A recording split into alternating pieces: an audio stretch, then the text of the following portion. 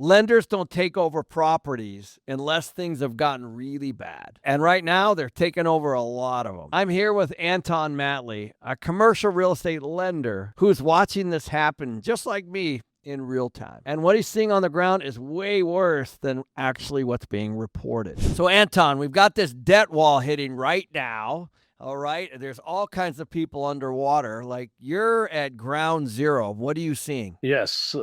So obviously, the ground zero is really for very specific deals. And when we talk about it, it's usually bridge loans and construction loans that were originated in 21 and 22.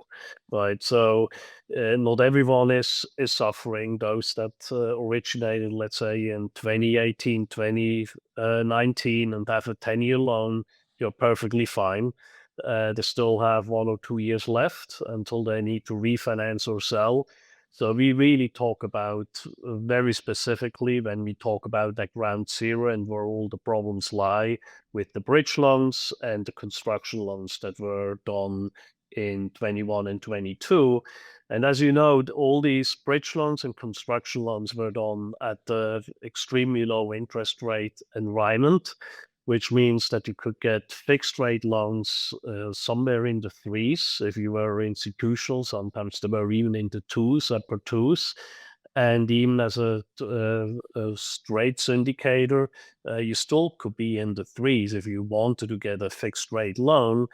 And if you wanted to get a floating rate or bridge loan, you guess where you were? You were in the same space, right? Yeah. Because SOFR at that point was essentially at zero, right? It was 0.10%, then it was maybe 20 basis points plus whatever spread it was, and everyone was willing to lend. So the cost of financing was so low that everyone was borrowing at these extremely low interest rates.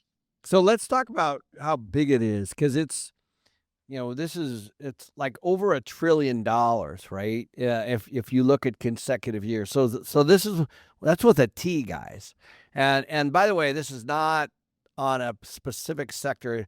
I know we personally do a lot of multi, but this also affects a commercial office, and it just affects real estate. So if we go back and you take a look at what happened with interest rates, when inflation hit 9.1 in June of 2022, the Fed reacted, and by 23, 24, the rates were really significantly higher. And so what Anton's talking about is, let's say we had a mortgage payment of, 10 grand.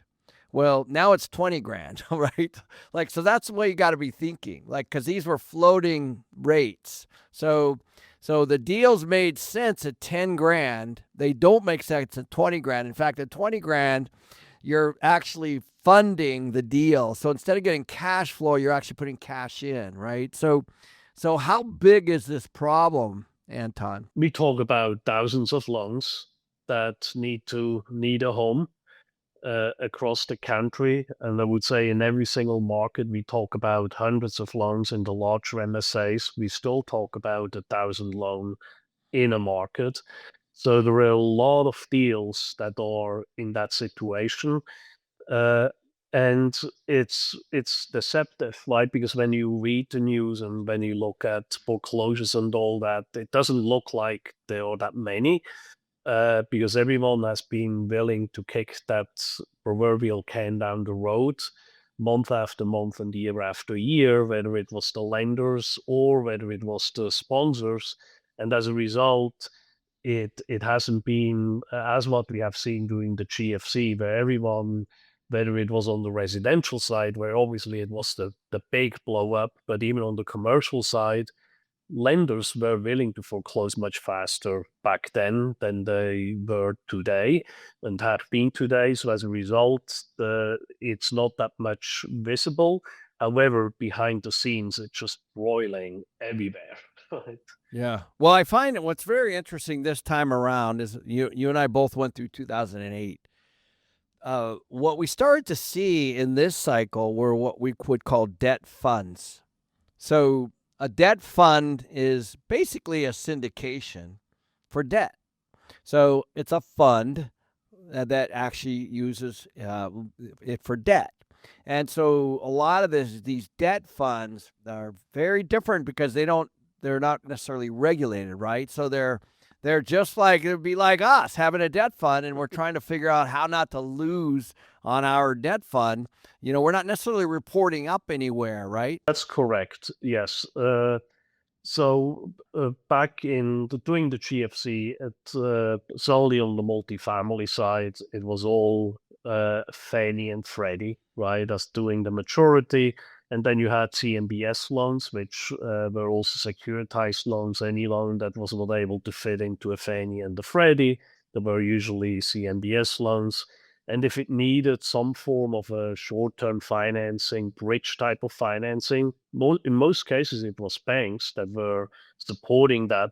And the private lending space of these bridge lenders was there, but very small compared to 21 and 22. And as you said, right, so these are not regulated, so they are usually funded by equity, large equity checks and or investors in so-called CLOs, collateralized loan obligations. So similar to what we see with the Fannie and Freddie loans that are also securitized, a big chunk of these bridge loans have also been securitized and then sold into the marketplace, usually to sophisticated investors like private equity funds, pension funds, and so on. Uh, and they just had a very strong appetite for these type of products, and that's why they exploded. And now a word from my paid sponsor, PadSplit. Look, if you've been trying to make single-family rentals pencil out in this market, you already know that the math can be tight. With high rates, properties that would have cash flowed 5 years ago now often break even at best. So what do? You wait on the sidelines and miss out, or maybe you find a better model? That's why I want to talk about today's sponsor, PadSplit. Here's an example of the math in some markets. A 4-bedroom renting for $2,700 as a traditional rental may be able to gross over $6,000 a month in a co-living setup through PadSplit, depending on location, occupancy, and costs. The same house can potentially more than double the gross revenue in the right market. And before you think, that sounds like a headache, PadSplit helps with member screening and rent collection while still allowing you to operate the property and make management decisions. This is one strategy investors use to try to make deals work when traditional rentals don't pencil. If you want to see the numbers for yourself, go to padsplit.com/hosts. I'll have a link in the description. Just run the math on the property you already own and see if it's a fit. You might be surprised. Yeah, so let's talk about real quick on how that works. So let's say there's 10 loans at 4%, 5%, 6%, and so you package that up. That's securitizing it as one loan, one big thing. And let's say the average rate of all those is 5. So you sell that into the marketplace as a 5% coupon. So that's what we're talking about. So you guys probably all know, like, if you've ever financed a house or refinanced the house and you get, you're working with, let's say, Countrywide, and in the very next month, you've got a new statement that says we bought that loan, or, that's what this is all about. Is sometimes the person who originates the loan doesn't keep the loan and service the loan for a long time. Sometimes it's packaged up and it's sold off, to someone else because, like you guys, everyone's looking for these coupons, right? You want these. It's not as great as a treasury, of course, but it's a coupon, right? Would you have anything to add around that? I was just trying to explain what securitization Yes. is. Yes. So now there are two aspects to it. You talked about the servicing, right? The servicing, sometimes the lenders will keep the servicing even after the securitization is done. Sometimes they pass it on to specialized firms that do the servicing. Then you have the servicer, then you may have a master servicer, then you may have already a designated special servicer if a deal goes into trouble. And then when it comes to the securitization itself, most of them, and solely over the last 10 years, almost all of them, they have multiple tranches of investors, which is built up essentially as what they call the B piece investor, which is the first loss investor. those are the investors that take the highest risk because they take the highest loss, but they also make a massive amount of return. And then you have branches above that are then taking the second loss, the third loss, and so on. Some of them have 10 branches built in. And obviously, if you're all the way at the end and you just take 5%, let's say, of the risk, your risk is so slim that your return is also relatively small, right? So Right, right. so every tranche has a different return profile, but also a very different risk profile. And when these loans are securitized, usually the BP, so that first loss tranche holder, they actually have a say in how whether they approve the deal to begin with, right? Because they obviously have that first loss.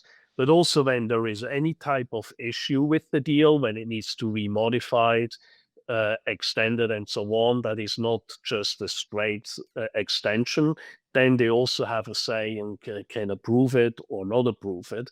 And that is what makes all these, once a loan is securitized, that makes it even more complicated because now you do not only talk to the lender and or the servicer, but now you also have to get the approval from that PP's investor, and it can be a back and forth, and sometimes they agree and sometimes they do not. Right? Right, and that's a really good point. Not to go too far down this rabbit hole, when a property is in trouble and can't pay its mortgage, let's say in full, because like I said, the interest rate went up, and so the mortgage payment went up because it was a floating as a bridge or construction or whatever. Sometimes just trying to get an answer on relief is not too easy, and so that's what's kind of bubbling under there. And why a lot of people aren't seeing it is because of what you said. These are private. So I think that's a really important piece. It'd be like Anton and I having a little debt fund, and him and I would know. We got all these issues going on, and we're working with them, but nobody, it doesn't roll up to anything where anybody can like point at. But everybody knows that these assets are in trouble because also what happened is when interest rates went up, cap rates followed and they went up. So if somebody bought something, let's say I'll just use a big number at 100 million, it could be worth 50 or 60 million today, which means that it's less than the loan. So if we have the debt and we have a property that's not even worth the debt, we have a problem. And the sponsor has a problem, and the syndicator has a problem, and everyone has a problem. And so you can imagine everybody's like, do we bet on this horse again to kind of get us out of this problem? Do they have the money to fund it short term, long term? And so there's all this stuff going on behind the scenes, kind of below the radar that I'm following. My brokers are talking to me about, Anton knows about, but it hasn't hit the news wire yet, right? Yes. And this is actually one of the reasons why that value compression, where a lot of the lenders have been willing to kick that can down the road too. They know that, let's say they foreclose, so they would foreclose just around the loan amount plus minus. Usually, if they foreclose, they just buy it at the loan amount. But then the question is, now what? Right? Many of these lenders, they do not have in-house asset management, so they now what do they do with it? So that creates a problem for them too. So then they decide, well, maybe it's just better. Yes, it's not, the sponsor is not great, the property is not great, but it's still better. We still have a hope that they can fix it and maybe interest rates come down. Let's extend it for another year.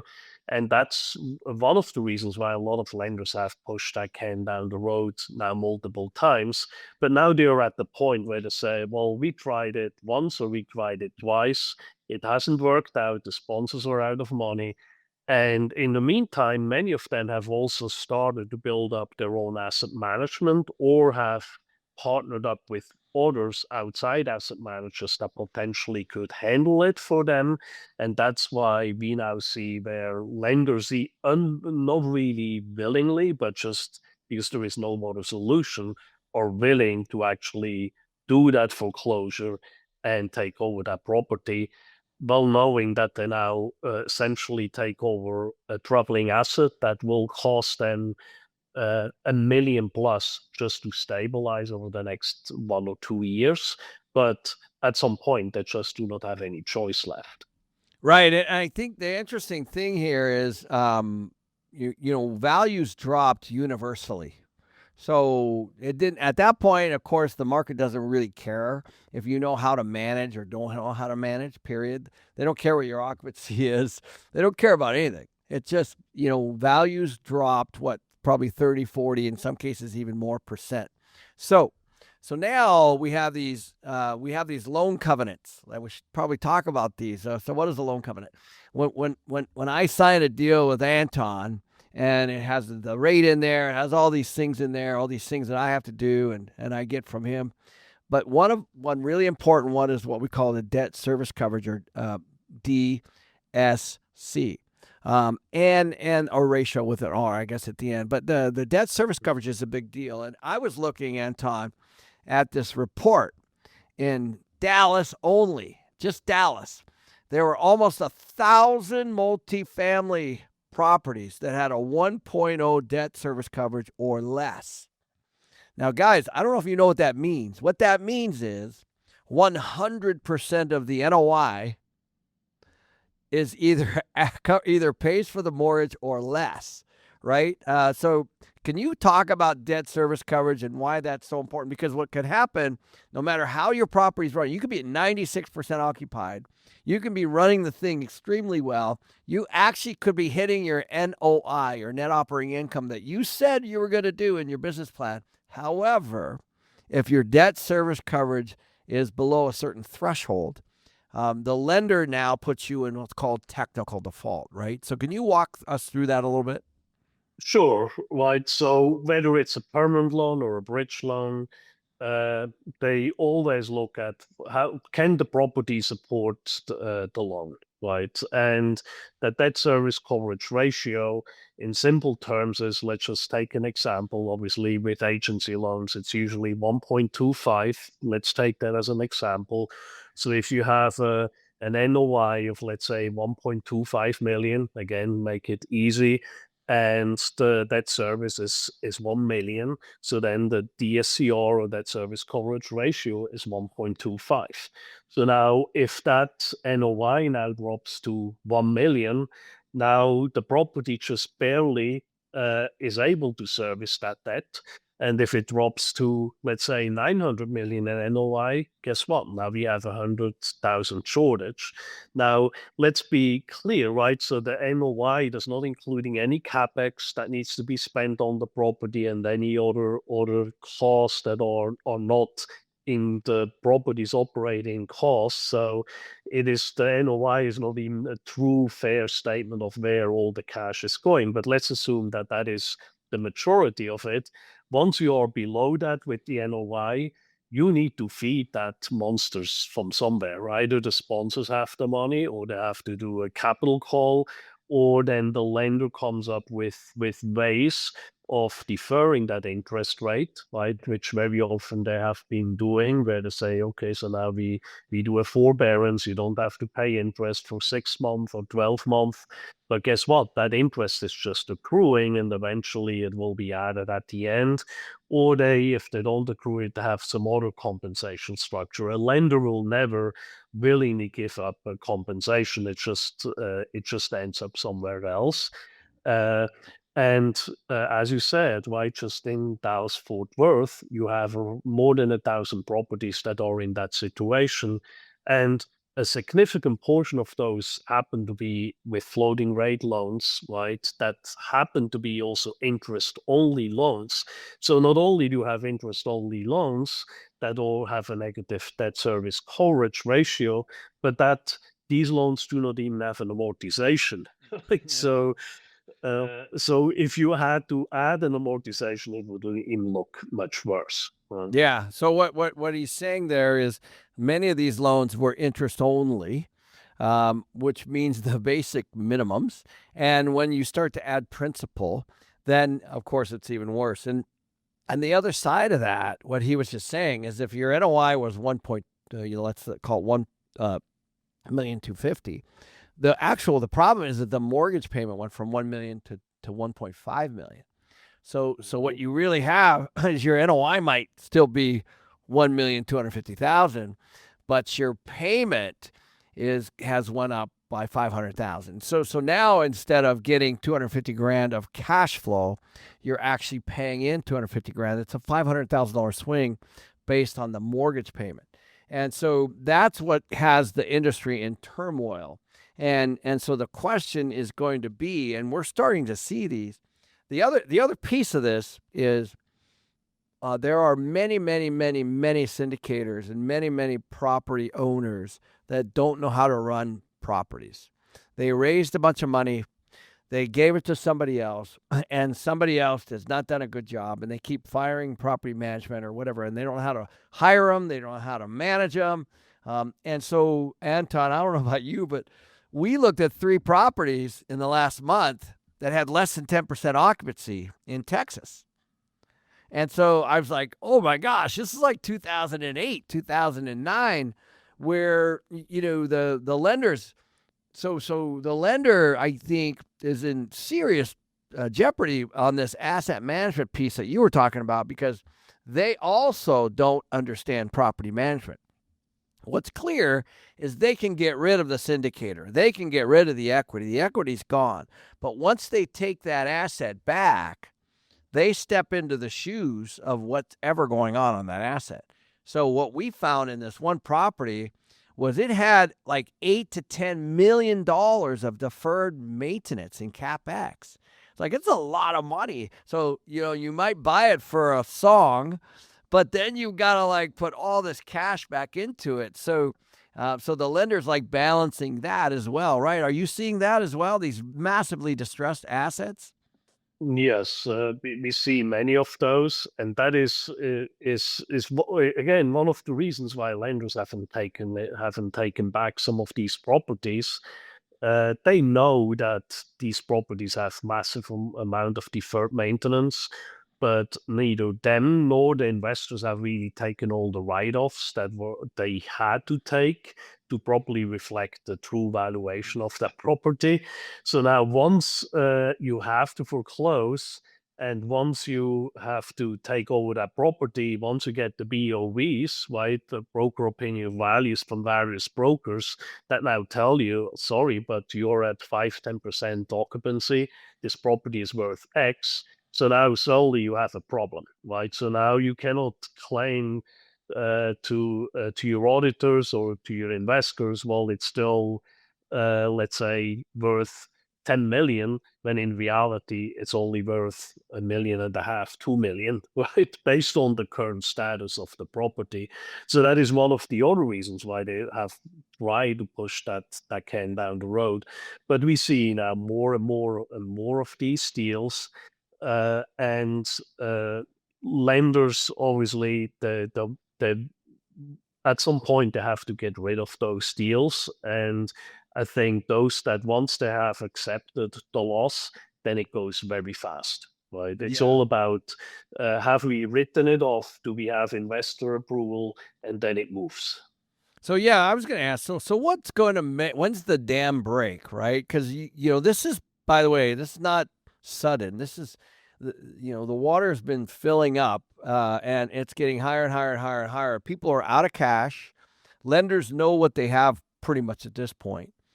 So when is it? When are these properties going to trade? What because there's all kinds of behind the scenes poker going on. Yes. So I would say it's really once the lender, or the servicer and the investor, whoever the decision maker is that takes that loss, decide, yes, it's time to let it go.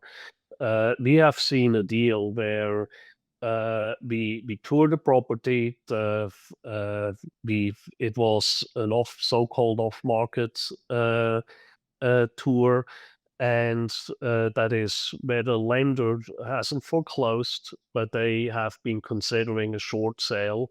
And initially they were insisting, oh, it has to be at the loan amount. We are not going below that. Then it was so maybe take maybe 5-10%. And then we said, well, it just doesn't underwrite to that. A week later said, okay, just tell us what where the price is. We want to let it go. So it can move very quickly once the decision makers decide it's time to let it go. And that really can be within a week, right? So I know it's for you and for many others, it's very frustrating because you have these discussions with brokers, lenders, forever, right? And you go back and forth, and then no one is willing to move. You just have to keep that whole list live, constantly follow up, and then you will be very surprised when suddenly something pops up that the lender before said, oh, there is another chance, we let it go for that price, and then suddenly they will. Yeah, and then let's bring in a whole new category. Let's talk about loan maturities. Because what we just talked about were people that got these bridge loans, construction loans, or whatever, and certainly, that was kind of immediate, right? When rates went up, they felt the effect immediately. Now Mhm. we have this other wave of loan maturity, and a loan maturity is just like you would think, like, oh, the loan's due, and it started from some time back, but if it's maturing now, or even into next year, when values are down, it's the equivalent of you having a lot of equity in a house and then not having a lot of equity and a low rate and not having a low rate, right? So that's another wave coming, right? Yes, and that segment actually even includes loans that are not bridge loans and construction loans.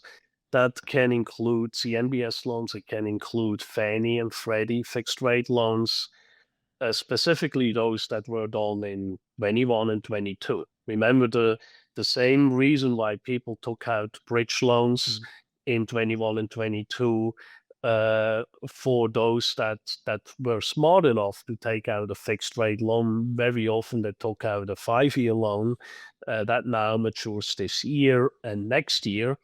And these loans, obviously, they were underwritten still to a DSCR of 1.25, but to a DSCR back then, let's say of 1.25 with an interest rate of, let's say, 3.5%, right? 3 to 3.5%. Uh, the same loan now, 5-year, would have to be refinanced in the, let's say, mid fives, right? If you buy down the rate, maybe it goes a little bit lower, but at minimum, you are minimum 1.5% above where you were back then. So there you have again the same interest rate issue. There's another aspect, particularly for those loans, is the valuation. Right back then, as you know, cap rates were ridiculously low. Even for C-class properties, we have seen cap rates in the fours, right? And now the same, most of these properties are now in best case 5.5, very often 6, maybe 6.5% cap rate. So the valuation is also an issue where they had maximized proceeds back then, let's say at 75% or 70% LTV. Once you use today's values, those deals cannot be refinanced for the same amount. Yeah, that's crazy. And that's the other thing I wanted to ask you is, let's say somebody lent on a property for, let's say, 30 million, and today it's worth 20 million, which is not far fetched, right? Okay. So now let's say the lender or the debt fund has said, no problem, we're going to sell it, and it sells for 20, or somebody wants to buy it for 20 or 15. Is that financeable? That's the other thing, because like on the properties that we looked at, where there was three of them under 10% occupancy. Like, how do you finance something that has less than 10% occupancy? Yeah, so you will find lenders that are willing to do it. You just have to, as long as you're a strong sponsor, like you could be able to pull that off because you have done it in the past, right? Doing the GFC. So as long as you have a proven record that you can buy truly distressed, right? Not just slight value add, but truly distressed assets, you will find lenders that are willing to finance this. Obviously, you would have to escrow all the debt service for the period where it doesn't cash flow. But it almost gets down to a similar situation as a construction loan, right? The construction never cash flows initially until it stabilizes. And lenders that are in that space for these distressed assets, they know that, and you just handle it accordingly, including escrowing for that debt service. So that is definitely doable. Now, uh, when you have a lender that sits or has still a loan outstanding, very often what they are willing to do if they are willing to keep a loan in place, obviously they want to reduce the losses on their initial loan as little as they can. So guess what they now do? They now offer you as a new buyer very attractive loan terms, right? Where you may come able to come in at 85, 90%, sometimes even higher loan to cost. So you virtually have no of your own equity that you have to bring to the table.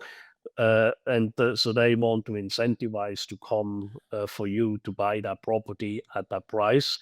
Very often, that's not really a smart way of doing it because you overpay with that. Yeah, that's what Right? I was gonna So, say. They're just trying to cut their losses on their loan side. Like, it's I mean, you got to size these up for what they are. I know the one we looked at, we offered 8 million bucks on like less than 300 units. Can you imagine that? But mhm. the capex or the maintenance costs were another eight. And so we were sitting there going, well, do we want? Because the other thing that you mentioned when you said they're financeable, with construction, they want a PG, and it's not Procter and Gamble I'm talking about. This is a personal guarantee, right? Like Yeah. those personal guarantees scare the heck out of me, right? Because now you're on the hook personally. I would imagine that comes with the teeth of a personal guarantee. Is that accurate? Yeah, in most instances it is when it's such a distressed asset, or at minimum they want a completion guarantee, Yeah. right? So it depends on each lender how willing they do it, or they may have a full personal guarantee and it burns off as you Yep. actually complete that renovation. Frankly speaking, if you buy it right, I wouldn't probably be too scared of such a personal guarantee as long as you really believe in the submarket, right? So the challenge is that some of these properties are surrounded by other properties, and in a submarket, it doesn't matter what you do. It's still a very challenging submarket. And this is the problem that I think a lot of syndicators have not recognized until now, or at least some are recognizing it, that you can change your property, but you never can change your submarket, right? Yeah. If you have a lot of crime, if you have a median income that is just too low to support any property in a reasonable fashion, it doesn't matter how much you pay for that property, whether it's a so-called bargain or not, you will always struggle.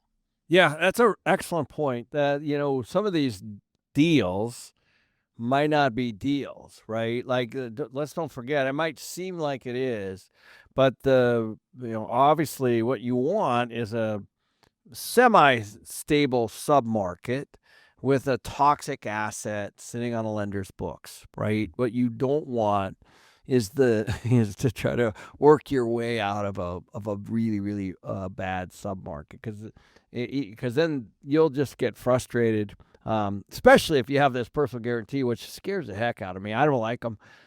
We've done the burn offs, where the completion guarantees, especially on construction, where they're partially discharged, as you complete the project or whatever. I'm a little better with those, but man, I tell you what, if you get a loan for 8-10 million bucks and that project is sitting in a submarket that you can't fix, what you've done is you've taken a toxic asset from a lender, and they've transferred that liability to you personally, right? And so That's right. that scares the heck out of me, man. Yeah, yeah.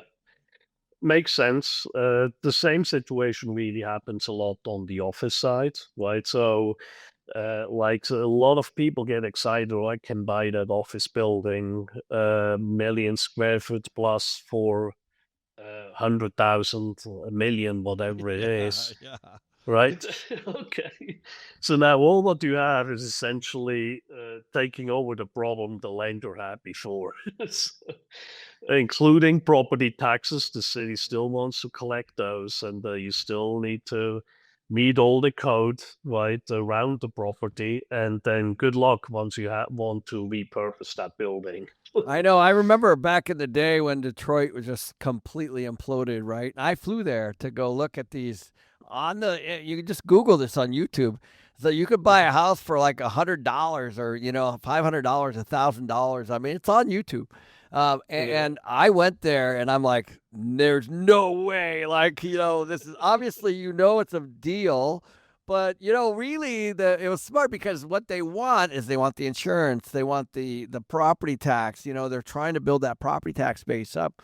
You're stepping into the shoes of whoever the seller is, and it could be a bank, could be just an individual seller, could be who knows. But the point is, you're back on the tax roll, right? The expenses start up again. That meter, the utility meter starts to go ka-ching, ka-ching, ka-ching for Yeah. $100 investment, right? Yeah. Yeah. Definitely. So be careful. So I got one last question before we talk about how people can reach you, but I want to just get your view on interest rates. So I know we've got the new Fed chair coming in, I think any day now. And obviously, he just went through the hearings and everything. And so, what do you see with inflation and interest rates on the horizon this year? Yeah. So I think obviously Powell will stay on, right? Just to put his mark still on the Fed going forward, which obviously depending on what side of the aisle you are, you think it's good or it's bad. For me personally, I prefer to have a Fed that is independent, regardless of who happens to be the president in the office at any given point. But when we look at just the economic environment, uh, the the pressure for higher inflation is definitely here. So I do not really see that there is much leeway for the Fed to cut the Fed rate significantly this year. Uh, if they do, it is, in my view, it's strictly because of unemployment. If unemployment suddenly spikes, I think they say, well, unemployment is a bigger problem than inflation. And uh, frankly speaking, my biggest fear at this point is really the stagflationary environment, right? We could even argue that we may, to some extent, we are in it, even though it's not being properly measured. Uh, and what do you do as a Fed in that environment, right? You have inflation, but at the same time, the economy is not doing well. And solely if unemployment moves up unexpectedly faster than anticipated, I think that is potentially the chance that they cut the Fed rate. But that also will mean that the economy may be struggling more, right? So AI sides, I think they will do fine, but it's not the whole economy that is AI driven. So as a result, I think then we may have also more stress in the system. And even if the Fed is lowering the rates, the credit markets might be in more distress, which means that the credit spreads increase, which means that even though the SOFR rate that moves along with the Fed rate may go down, the credit spreads will go up. So at the end of the day, we may not even, as end borrowers, we may not even see a benefit from lower Fed rates. When it comes to the 5, 7, and 10-year treasury, which are really relevant for us in commercial real estate, I do not really see that we see much relief there. If anything, I think the upward pressure is stronger than the downward pressure.